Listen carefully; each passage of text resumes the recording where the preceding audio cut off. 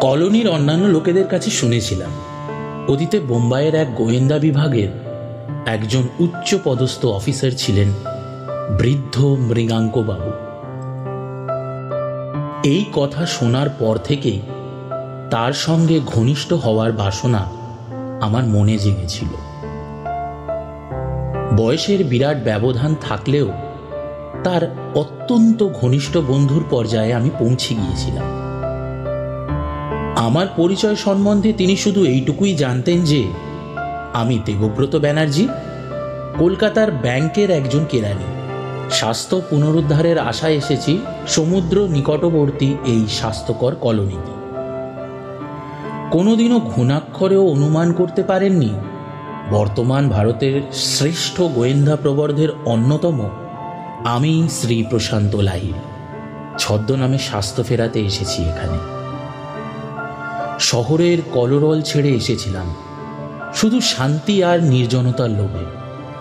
তাই নিজের নাম প্রকাশ করে সে আশাটুকু থেকে নিজেকে বঞ্চিত করতে চাইনি।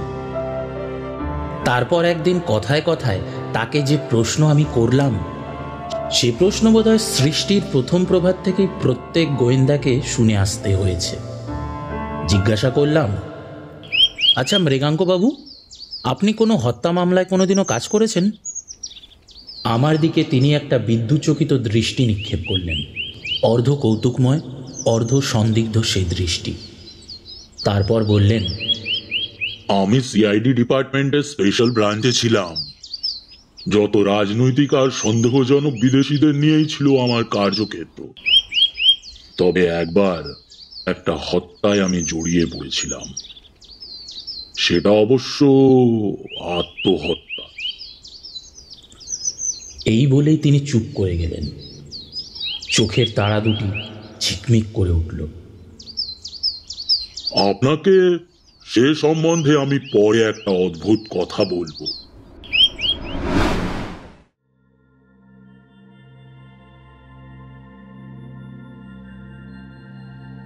নমস্কার, আমাদের আজকের নিবেদন অদৃশ বর্ধনের লেখা একটি ছোট গল্প ছিপ। অদৃশ বর্ধনের জন্ম 1 ডিসেম্বর 1932 সালে কলকাতার এক শিক্ষক পরিবারে। অ্যাডভেঞ্চারের টানে উনি বহু পেশার সাথে যুক্ত ছিলেন। ওনার লেখাতে আমরা তার নিদর্শন দেখতে পাই। গোয়েন্দা কাহিনী দিয়েই তিনি লেখালেখি শুরু করেন। ওনার মৃত্যু 21 মে 2019 সালে। শুরু হচ্ছে অদৃশ বর্ধনের লেখা ছিপ।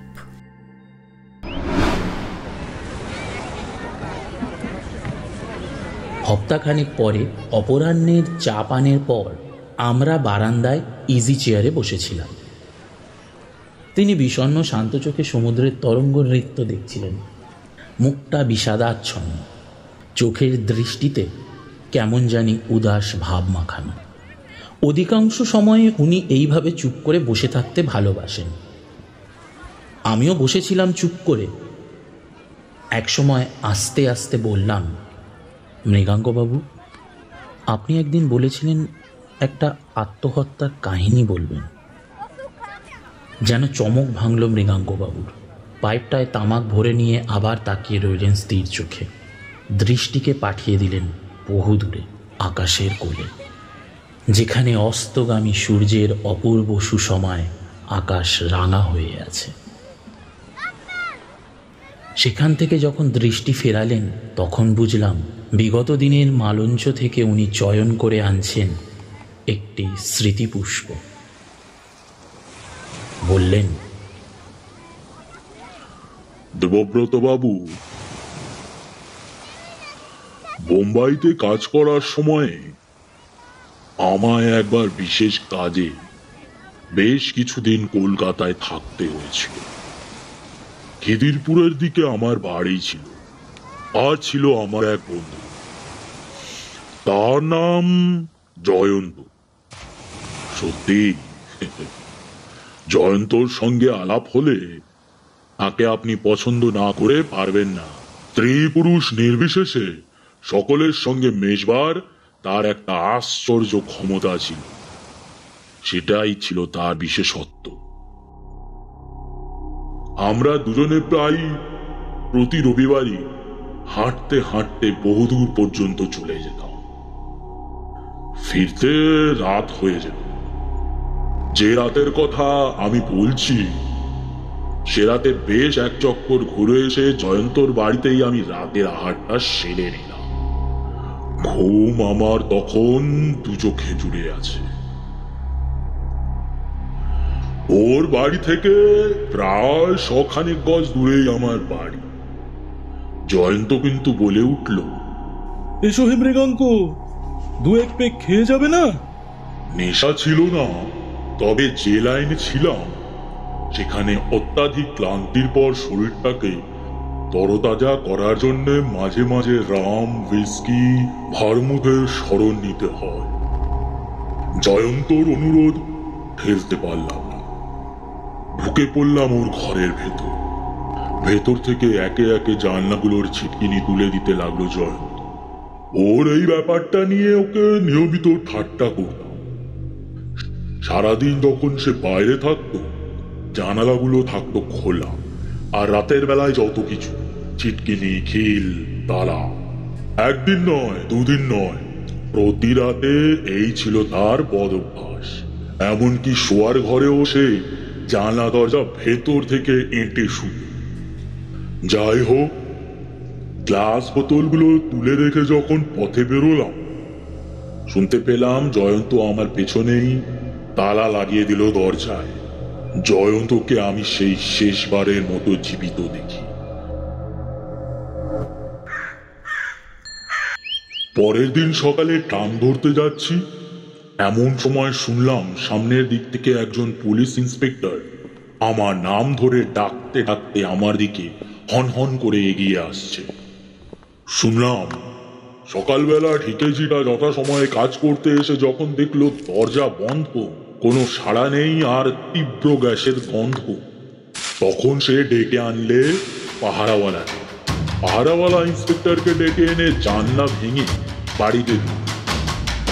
তারপর শোয়ার ঘরে গিয়ে দেখলে বিছানার ওপর শায়িত জয়ন্তর মৃত।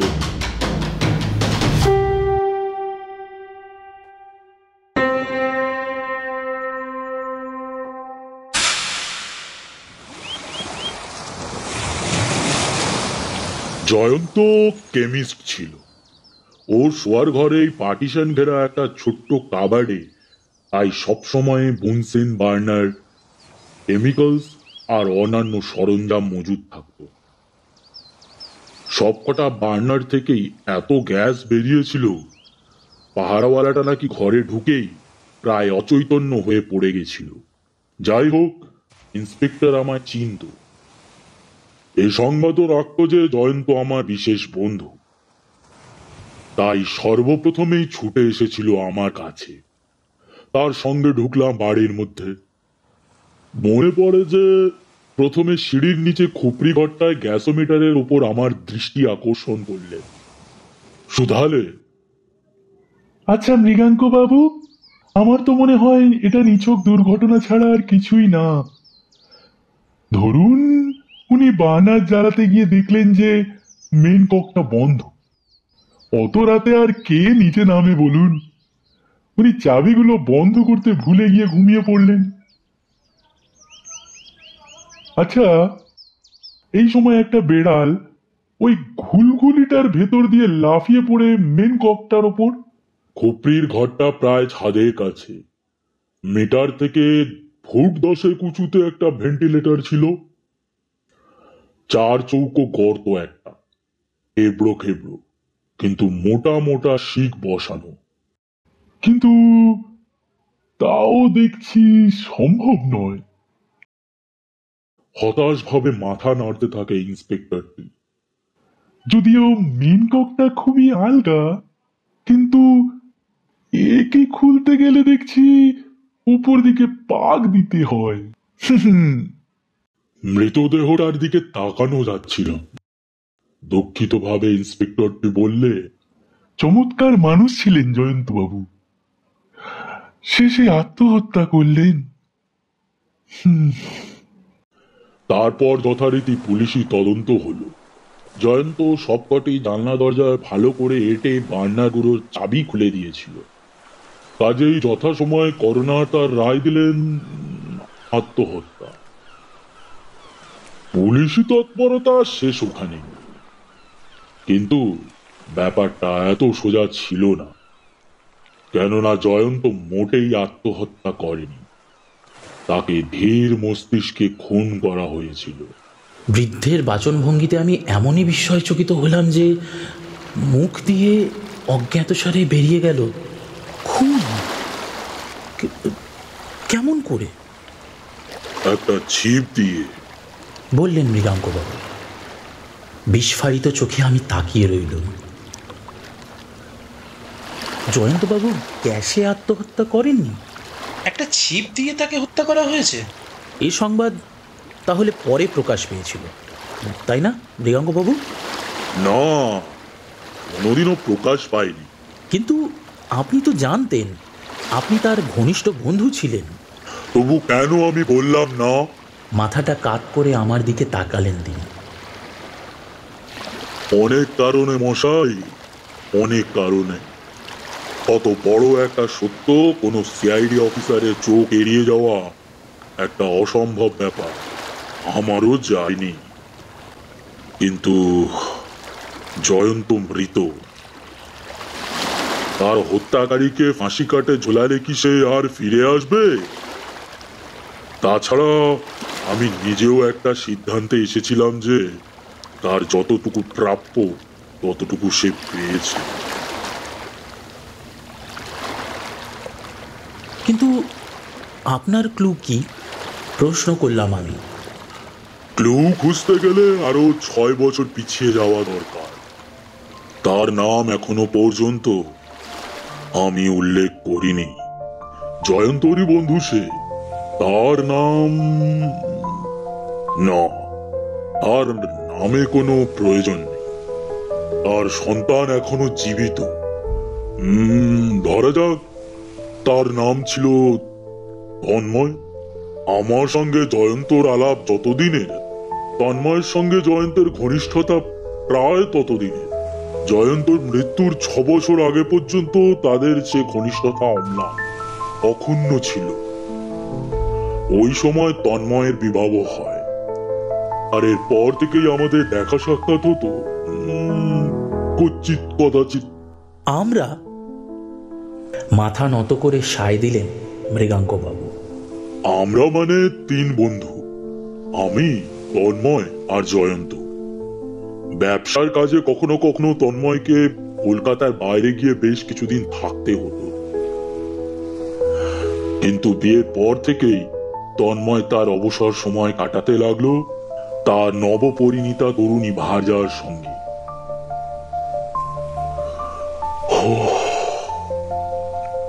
আর সত্যিই ভালোবাসতো বটে তন্ময়। সমস্ত হৃদয়টা যেন স্ত্রীর হাতে সঁপে দিয়েছিল। সংযত স্বরে কথা বলছিলেন মৃগাঙ্কবাবু। তবু শেষ কথাগুলো উচ্চারণ করার সময় তার গলা যেন ঈষৎ কেঁপে উঠল। বলে চললেন উনি, নিজের সমস্ত সত্তা দিয়ে এরকম গভীর ভালোবাসা বড় একটা দেখা যায় না। স্ত্রীকে তার অদেয় কিছু ছিল না। সমস্ত সময় স্ত্রীর সামান্য শরীর খারাপ হলে চিন্তায় তার নিজের শরীরও যেন হয়ে উঠত অসুস্থ। প্রথম যৌবনের সে ভালোবাসা কোনো মলিনতা, কোনো স্বার্থ তার ছিল না। আর তার স্ত্রী? তিনিও ভালোবাসতেন। ভাবলেশহীন কণ্ঠে বললেন মৃগাঙ্কবাবু। সত্যি স্বামীকে ভালোবাসতেন তিনি, তবে তন্ময়ের মতো নয়। তন্ময় যেন নিজের হৃদয় দিয়ে তাকে দেবীর মতো আরাধনা করত, আর তিনি শুধু তাকে ভালোবাসতেন। কি সুন্দর! কিন্তু তবু তাদের এই সুখের পথের শেষে অপেক্ষা করছিল এক শোচনীয় বিয়োগান্তক ঘটনা। একটি শিশু, আর সূত্রপাত হলো যত অনিষ্টের। জমে মানুষের টানাটানি চলল। ডাক্তাররা মৃত্যুর দুয়ার থেকে ফিরিয়ে আনলেন তার স্ত্রীকে, কিন্তু শিশুটিকে বাঁচাতে পারলেন না।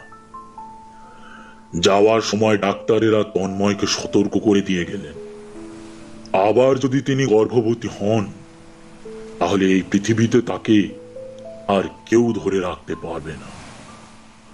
আপনার বোধহয় শুনতে ভালো লাগছে না। জীবন আর মৃত্যু অতি সাধারণ নিত্য নৈমিত্তিক ঘটনা, আর তবুও। আপনি থামবেন না, আমার ভালোই লাগছে।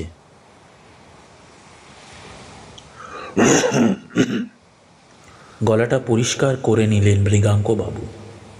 দূরে দিগন্ত রেখার দিকে উদাস দৃষ্টি মেলে ধরলেন। আমার আর কটা বছরই বা পরমায়ু। যাক,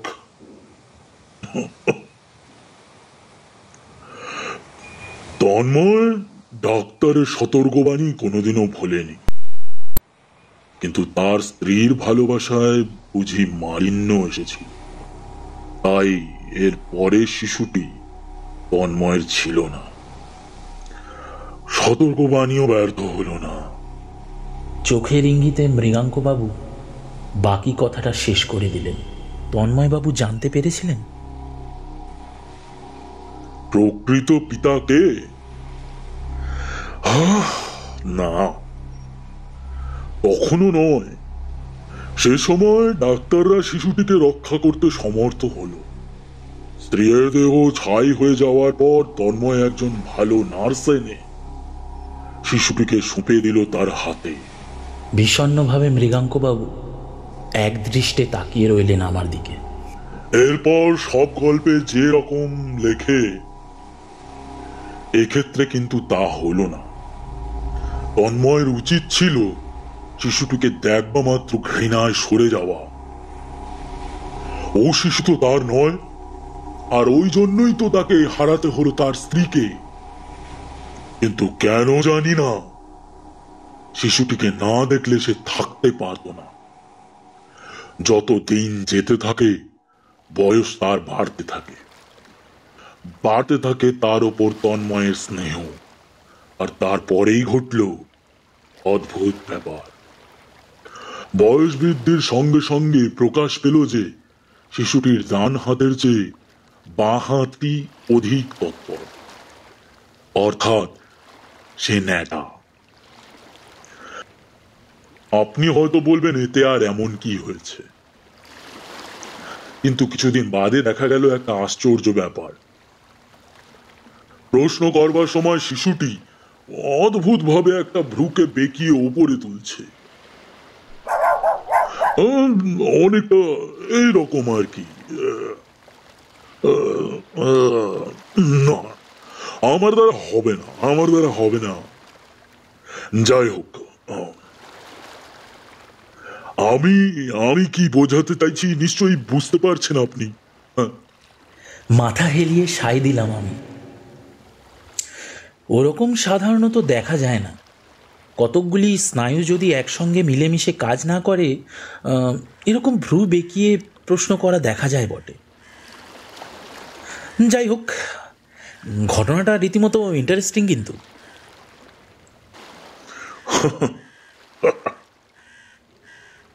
শিশুটির মধ্যে এই দুই লক্ষণ আবিষ্কার করার পর তন্ময়ের মনে নরকের আগুন জ্বলে উঠল।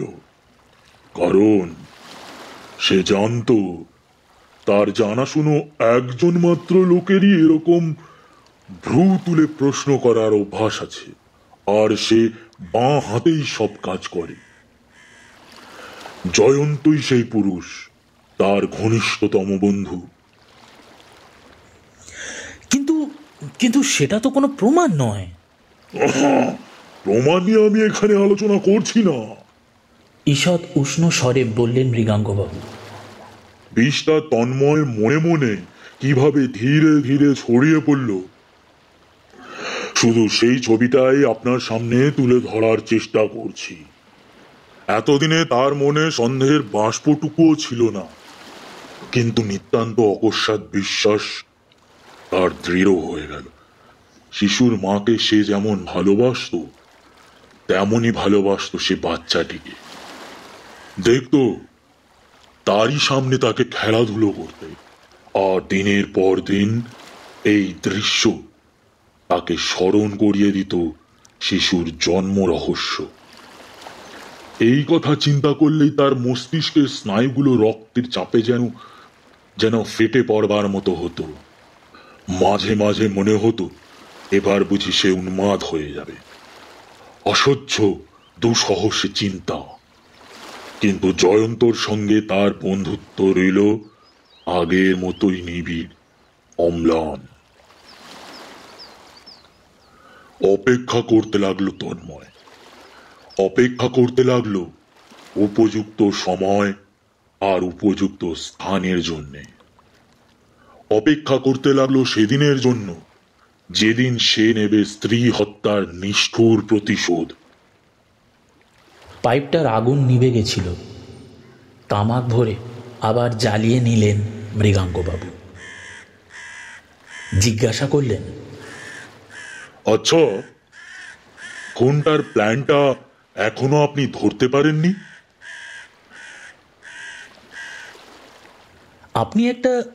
আপনি একটা ছিপের কথা বলেছিলেন না? হ্যাঁ, সাধারণ ছিপ ছিল না, ফোল্ডিং ছিপ। কিন্তু আপনার মুখেই শুনতে চাই। বিস্মিত চোখে আমার দিকে তাকালেন মৃগাঙ্কবাবু। আপনি প্ল্যানটা বুঝতে পেরেছেন? হ্যাঁ, আমি বললাম। চুপ করে রইলেন মৃগাঙ্কবাবু। তারপর ছোট্ট একটা দীর্ঘ নিঃশ্বাস ফেলে বলতে লাগলেন, ছিপটা বাগানের গুদামের মধ্যেই পেয়েছিল তন্ময়।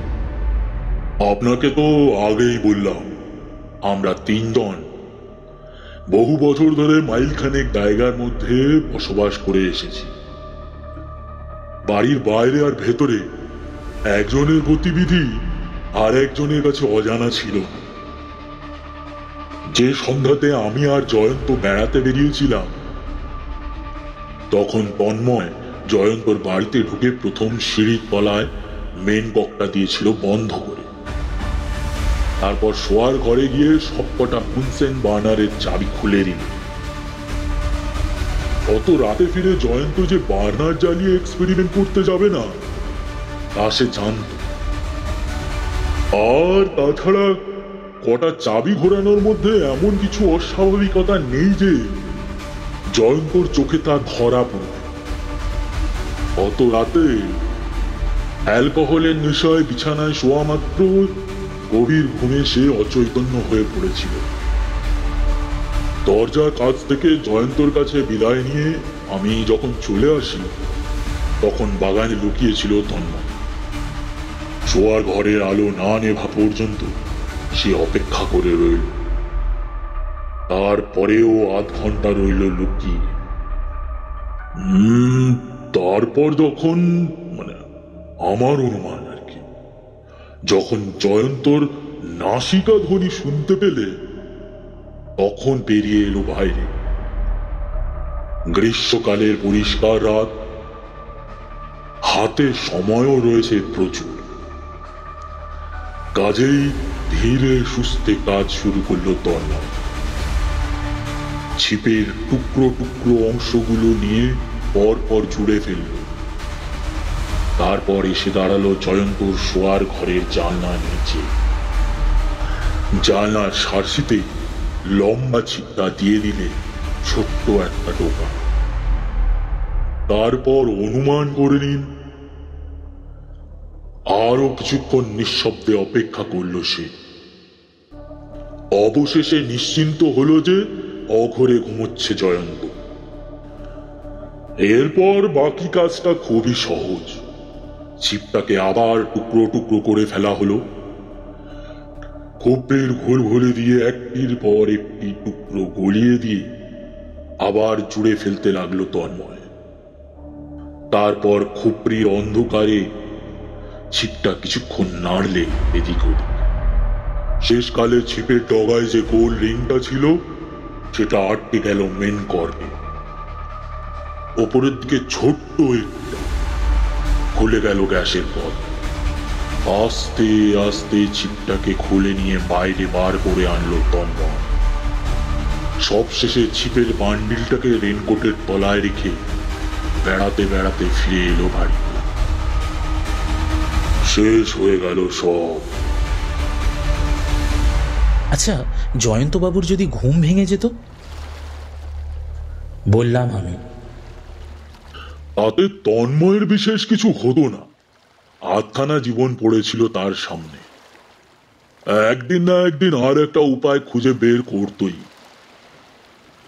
কিন্তু বিচারের সেই রাত্রিতে জয়ন্তের ঘুম ভাঙেনি। কোনোদিনও আর ভাঙল না।